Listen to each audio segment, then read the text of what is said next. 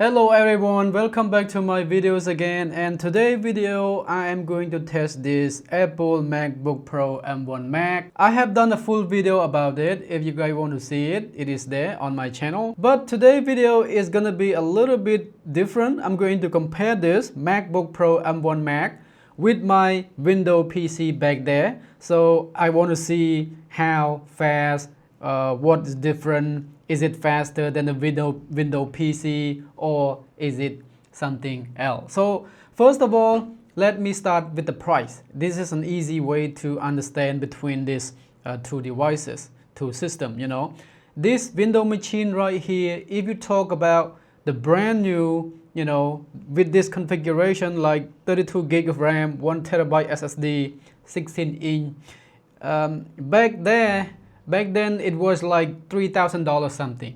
So this is way more money than the Windows PC.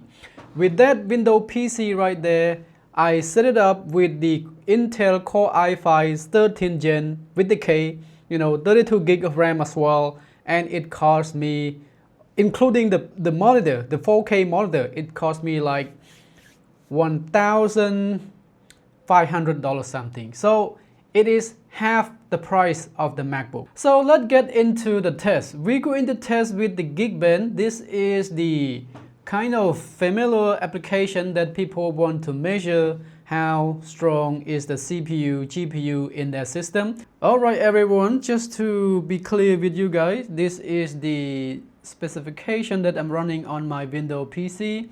The Intel Core i5 13 Gen 600K.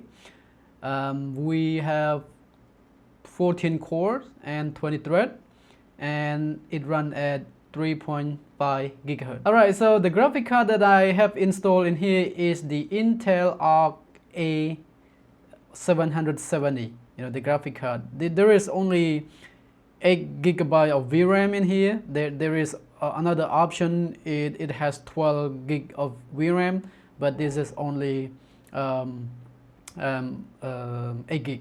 And the RAM I have installed here is 32 gig, and this is the motherboard I'm running on, and this is the Windows OS I'm running on, the Windows 11 Pro 64-bit. This is the latest version, by the way.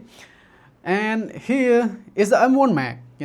The specs I have told you already. We have 1 terabyte of SSD in here. We have the 32 gig of RAM. That's it. And this is 32 core GPU. Now I'm gonna run the first test just to show you the result. I'm gonna go on CPU.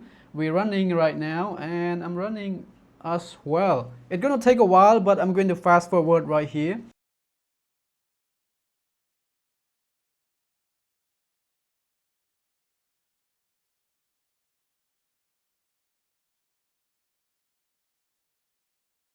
Alright guys, so we have done on the window. I have clicked run the test a little bit before the Mac. That was expected, I think.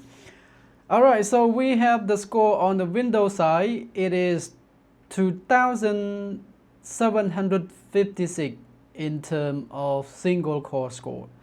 And on the multi-core, we have like 12,901. And on the Mac, we have very similar in terms of multi-core, but the single score here is beat by, not by much, the Windows have a little bit higher in terms of single core score, like 2,400. That one is 2,700. And in terms of multi-core, they both very close, but still the Windows is beat the MacBook Pro M1 Mac in terms of Geekbench when it comes to CPU test, some things like that. But in terms of GPU test, the process is not it won't take that long. So we are almost halfway right now. As you guys can see, even very fast on the Mac as well in terms of processing. Oh, the window here is catching up. Alright, so I'm gonna, I don't have to fast forward this because this test is not gonna take that long compared to CPU test, right? We almost there on the Mac, and if I click it on the same time, they both pretty the same, I think, very similar thing. So this is the score on the MacBook. Can you see the text? Because this is the white background. This score is a big surprise. The Mac earned like 73,302 in terms of GPU score. And on the Windows side of things, this is like way higher than the Mac. You know, this is just the score only. Now I'm gonna do some light application. I'm gonna quick all of this stuff. You know, we have Safari and Firefox and Google Chrome. I'm gonna run them both, but I have to start with Safari and Microsoft Edge. 1, 2, 3. My God, the window is instant, like super fast. And now we go into Google Chrome. Look at that. Ridiculous. The window is so fast in terms of opening app. And we have last one here is a Firefox. 1, 2, 3. Again. Oh my God, holy smoke. I didn't expect that. Alright, now into the big game. I'm gonna launch these two giant apps. It's called the DaVinci Resolve and Premiere Pro. I have to restart them both with the fresh. There is no content there as well. As I said, there is no content, no project in the app, you know, so we're gonna launch them both in the same time.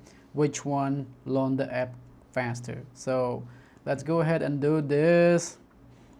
Okay, ready, set, 1, 2. Oh, by the way, this is Premiere Pro 2025, you know.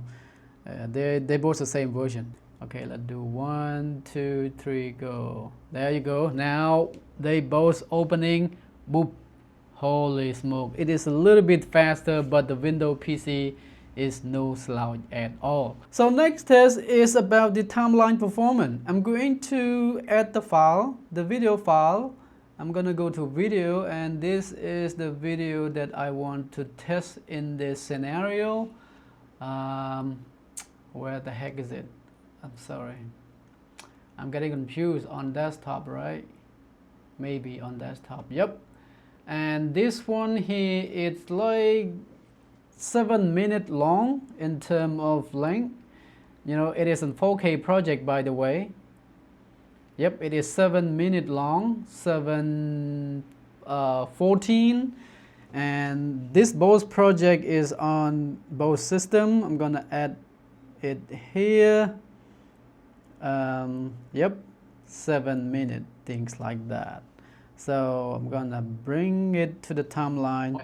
They both very smooth, like super smooth. Yep, very smooth, very smooth.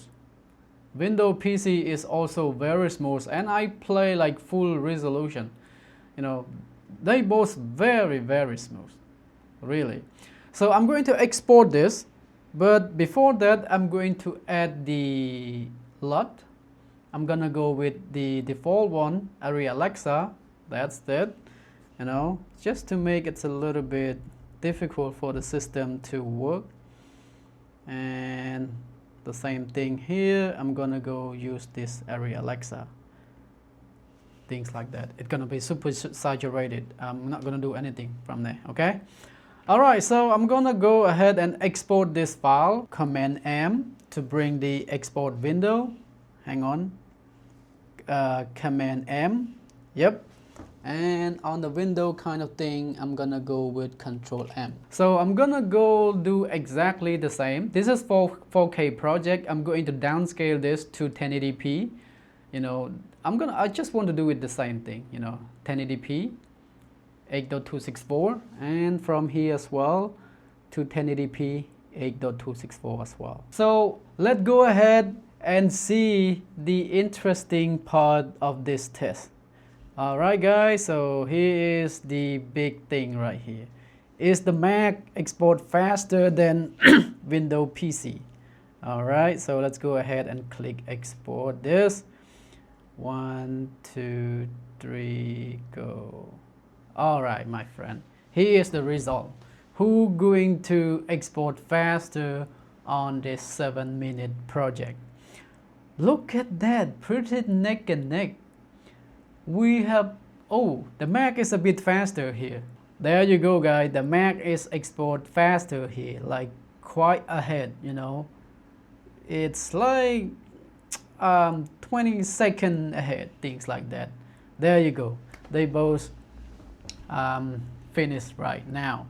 So, in conclusion, during my experience with the Windows machine, it's export quite fast, and the timeline performance, if you have like 1 or 2 4K layer, it works perfectly. But there is stuttering sometime, it lags sometime, but it's okay, you know, it's just gonna work fine because I own this machine right here like 2 years already. So I play around, I've been working with it, so I know this, how it behaves perfectly. I know it very well. When it lag, when it not lag, I know it, you know. I can play full resolution, things like I can edit video perfectly here. I have no problem in terms of performance.